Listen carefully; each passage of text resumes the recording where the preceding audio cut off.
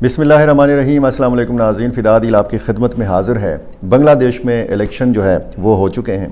انتخابات کے نتائج کے لیے انتظار کرنا پڑتا ہے، اور اب تک جو اعداد و شمار سامنے آئے ہیں ان اعداد و شمار کے مطابق بنگلہ دیش نیشنلسٹ جو پارٹی ہے اس کو کامیابی ملی ہے، اور آج کی ویڈیو میں ہم اس الیکشن کے حوالے سے بات کریں گے۔ شیخ حسینہ واجد جو ہندوستان کے اندر ہیں، انہوں نے اس الیکشن کو ڈھونگ قرار دیا ہے، جعلی الیکشن قرار دیا ہے، کیونکہ عوامی لیگ اس الیکشن میں نہیں تھی۔ جس طریقے سے عوامی لیگ کی حکومت رہی اور پھر ظلم و بربریت کی داستانیں اس دور حکومت کے ساتھ جڑی رہیں، تو ظاہر ہے کہ ایک صورتحال پیدا ہوئی، اور پھر وہاں پہ نوجوانوں نے تحریک شروع کی، اسٹوڈنٹس نے تحریک شروع کی۔ وہاں پہ ایک بہت بڑا انقلاب ہم نے دیکھا، بہت بڑی تبدیلی ہم نے دیکھی۔ یہ ہم نے دیکھا کہ 17 سال بعد ایک شخص جو ہے وہ لندن سے آتا ہے۔ صرف پچھلے سال دسمبر کے مہینے میں چند ہی مہینوں کے اندر ان کی جماعت جو ہے BNP یہ کامیابی حاصل کرتی ہے، اور جماعت اسلامی بنگلہ دیش جس کو کبھی اتنی زیادہ نشستیں نہیں ملی تھیں، وہ اب اپوزیشن میں بیٹھے گی، یہ بتایا جا رہا ہے۔ طارق رحمان یہ خالدہ ضیاء کے صاحبزادے ہیں، جنرل ضیاء الرحمان کے صاحبزادے ہیں، یہ اب امکان ہے کہ وزیر اعظم بنیں گے۔ آج کی ویڈیو میں ہم بہت ساری تفصیل کوشش کریں گے کہ آپ کے سامنے رکھ سکیں، اور طارق رحمان کے لیے کیسے راہ ہموار ہوئی، کیسے اس الیکشن کو ڈھونگ قرار دیا جا رہا ہے، اور اس الیکشن کے یا جو تبدیلی آئی ہے یا جو ایک نئی حکومت ہوگی، اس کے خطے کی جو سیاست ہے اس پر کیا اثرات مرتب ہوں گے۔ ہم نے دیکھا کہ ڈاکٹر محمد یونس کی جو چیف ایڈوائزر تھے، ان کی عبوری حکومت کے دوران ہم نے بہت زیادہ قربتیں دیکھیں پاکستان اور بنگلہ دیش کے بیچ میں، سابقہ مشرقی پاکستان۔ اور یہ ایک جب آپ سفارتی حوالے سے بات کرتے ہیں، اور پھر جب آپ خطے کی سیاست کے حوالے سے بات کرتے ہیں، جب آپ ہندوستان کی آئسولیشن کے معاملات کے اوپر بات کرتے ہیں، تو اس میں اب اضافہ ہو چکا ہے۔ یہ آپ کو پتہ ہے کہ باقاعدہ بنگلہ دیش کی جو قیادت ہے وہ بہت زیادہ قربت اس کی ہے پاکستان کے ساتھ۔ آگے کیا ہوگا؟ اچھا، یہ بنگلہ دیش کی جو پارلیمانی انتخابات ہیں، اس میں بھاری اکثریت سے BNP نے کامیابی حاصل کی۔ سادہ اکثریت جو ہے یہ 151 نشستیں بنتی ہیں، اور 212 کا فگر بتایا گیا ہے میڈیا میں، لیکن جو الیکشن کمیشن ہے بنگلہ دیش کا وہ کچھ اور اعداد و شمار بتا رہا ہے۔ 299 ٹوٹل نشستیں ہیں جن کے لیے یہ الیکشن ہوئے، اور کئی مہینے آپ کو پتہ ہے بنگلہ دیش نے بدامنی میں، معاشی ابتری میں گزارے، اور یہ اب ایک نئے دور میں داخل ہو رہا ہے بنگلہ دیش طویل عرصے بعد۔ 60 سال عمر ہے طارق رحمان کی، اور یہ جیسے میں نے آپ کو بتایا کہ خالدہ ضیاء مرحومہ کی یہ صاحبزادے ہیں، اور انہوں نے خود ساختہ جلاوطنی اختیار کی تھی۔ یہ دسمبر میں واپس آئے، شاندار ان کا استقبال کیا گیا۔ طارق رحمان کو سن 2007 میں بنگلہ دیش کی فوجی حمایت یافتہ نگران حکومت کے دور میں کرپشن کے الزامات پر گرفتار بھی کیا گیا تھا۔ 18 ماہ جیل میں بھی گزارے۔ وہ ستمبر 2008 میں رہا ہوئے اور اپنے خاندان کے ساتھ لندن منتقل ہو گئے تھے۔ طارق رحمان کے اقتدار سنبھالنے کے بعد انہیں فوری طور پر سیاسی استحکام کی بحالی، سرمایہ کاروں کا اعتماد بحال کرنے، اور اہم صنعتوں خصوصاً گارمنٹ سیکٹر کی بحالی جیسے چیلنجز کا سامنا ہوگا۔ ظاہر ہے کہ بنگلہ دیش کے باہر جو صورتحال ہے، جو سیاسی معاملات ہیں، جو اس خطے کی سیاست ہے، اس میں بھی بڑا دور اندیشی سے انہوں نے پھونک پھونک پر قدم رکھنا ہوگا، کیونکہ پہلے جو حکومت تھی شیخ حسینہ واجد کی، اس کو ہندوستان نواز حکومت سمجھا جاتا تھا، تو اس پہلو کے اوپر بھی ظاہر ہے کہ یہ ایک بڑا چیلنج ہوگا طارق رحمان کے سامنے۔ گزشتہ برس ختم ہوئی تھی حکومت شیخ حسینہ واجد کی، اور اس کے بعد جو ایک صورتحال پیدا ہوئی تھی، تو یہی ایک علاج سوچا گیا کہ جی الیکشن ہو، عبوری حکومت جو ہے یا چیف ایڈوائزر ڈاکٹر محمد یونس کی قیادت میں جو کہ سیٹ اپ تھا اس کو طوالت نہ دی جائے، کیونکہ یہ صورتحال پھر ہاتھ سے نکل سکتی ہے۔ اچھا، یہ 212 نشستوں کے حوالے سے بتایا گیا ہے کہ BNP نے حاصل کی ہیں، اور اپوزیشن اتحاد جماعت اسلامی بنگلہ دیش اور اس کے اتحادیوں نے 70 نشستیں جیتی ہیں۔ تاہم بنگلہ دیش کا الیکشن کمیشن بتاتا ہے کہ بی این پی کو ملنے والی جو اب تک کی نشستیں ہیں ان کے اعداد و شمار کے مطابق، یعنی الیکشن کمیشن کے اعداد و شمار کے مطابق یہ 181 ہیں، جماعت اسلامی کو 61 جبکہ دیگر امیدواروں کو 7 نشستیں ملی ہیں۔ نیشنل سٹیزن پارٹی NCP، جس کی قیادت نوجوان کارکنوں کے ہاتھ میں ہے، جس نے شیخ حسینہ واجد کی حکومت کو گرایا تھا، اس میں اہم کردار ادا کیا تھا، مظاہرے ہوئے تھے، اس میں بہت جانی نقصان بھی ہوا تھا، 30 میں سے صرف 5 نشستیں اس پارٹی نے حاصل کی ہیں۔ بعض حلقوں کے نتائج کے حوالے سے الیکشن کمیشن جو بنگلہ دیش کا ہے اس نے بتایا ہے کہ ابھی تک اس میں پروسیسنگ جو ہے وہ عمل جاری ہے، مکمل سرکاری نتائج کا ابھی تک اعلان نہیں کیا گیا۔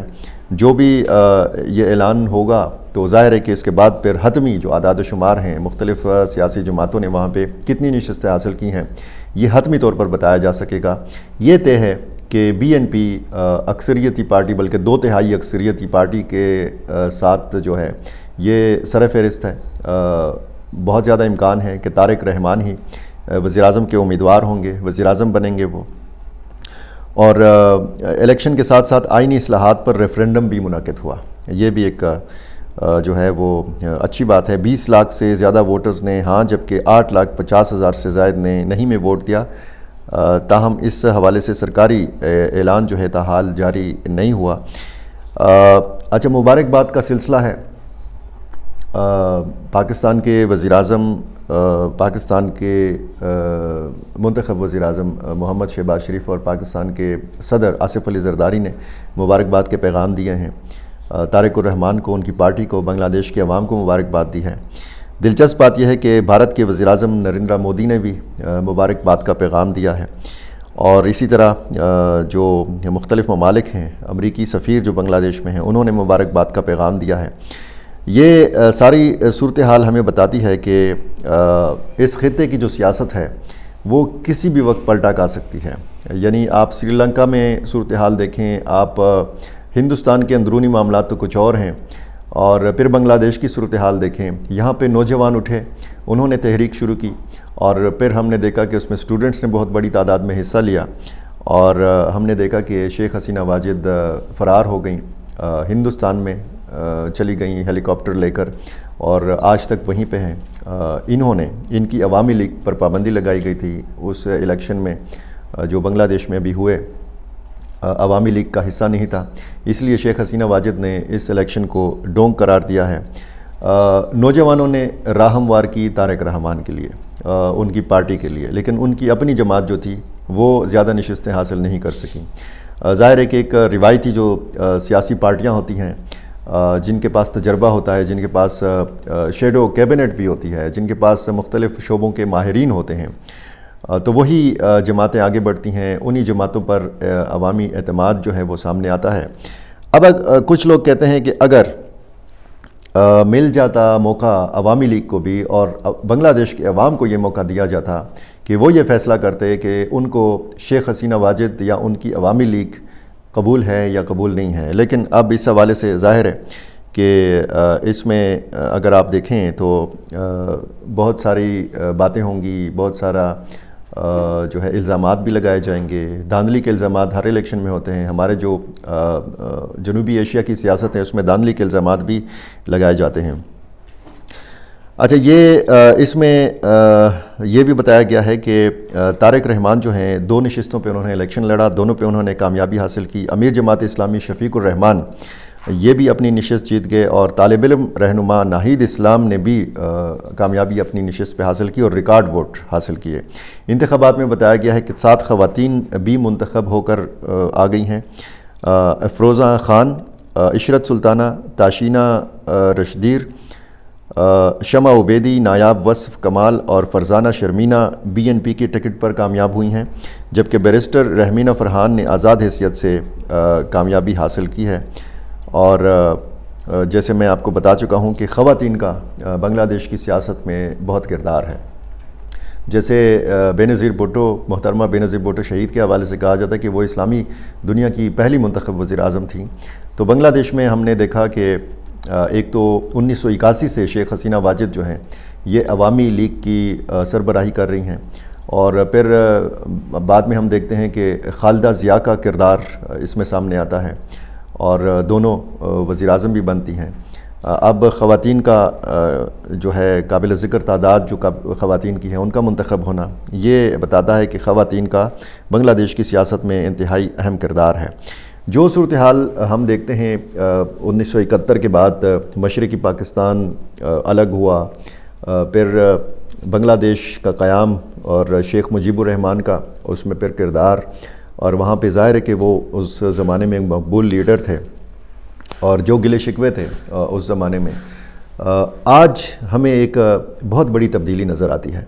اور اس خطے کی سیاست کے حوالے سے جب آپ بات کرتے ہیں اور یہ بات آپ کرتے ہیں کہ وہاں پہ ہندوستان نواز حکومت کا خاتمہ ہوا اور آج ایک ایسی پارٹی دوبارہ برسر اقتدار آ رہی ہے کہ جس نے پہلے بھی اقتدار میں کام کیا ہے، لیکن بڑے چیلنجز ہوں گے، جیسے میں نے شروع میں ذکر کیا کہ بڑے چیلنجز طارق رحمان کے سامنے ہوں گے۔ کیا کردار ہوگا، نوجوانوں کا کیا کردار ہوگا، کتنی امیدیں ہیں۔ ایک ملک میں جب اس طرح کی تبدیلی آتی ہے تو آس پاس کے جو ممالک ہوتے ہیں ان کے لوگ بھی نظر رکھتے ہیں۔ تو اس ویڈیو کے بنانے کا مقصد یہ ہے کہ بہت ساری چیزیں جو آپ نہیں جانتے تھے، شاید ظاہر ہے کہ آپ کی نظر ہے، آپ جانتے بھی ہوں گے، لیکن میرے چینل کے جو ناظرین ہیں وہ زیادہ تر سیکیورٹی معاملات، افغانستان کے معاملات کے حوالے سے ہم بات کرتے ہیں۔ جو ایک مارکہ حق ہوا پاکستان اور ہندوستان کی جو لڑائی ہوئی، اس پر بھی ہم نے ویڈیوز بنائی تھی، لیکن اس خطے کی صورتحال کو ذرا سمجھنے کے لیے، اور یہ ہونا بھی چاہیے اور یہ آپ کا حق بھی ہے کہ پاکستان کے باہر جو کچھ ہو رہا ہے اس کے حوالے سے بھی آپ وقتاً فوقتاً آگاہی حاصل کرتے رہیں۔ دیکھتے ہیں حتمی نتائج کا کب اعلان ہوتا ہے اور کتنی نشستیں حتمی طور پر اعلان کی جاتی ہیں کہ BNP جماعت اسلامی اور جو NCP پارٹی ہے ان کی نشستیں کتنی ہیں۔ الیکشن کمیشن کے حتمی اعلان کا انتظار ہے، اور میرا چینل آپ نے ابھی تک سبسکرائب نہیں کیا، یہ کر لیجئے، مجھے اپنی رائے سے ضرور نوازا کیجئے۔ بہت شکریہ۔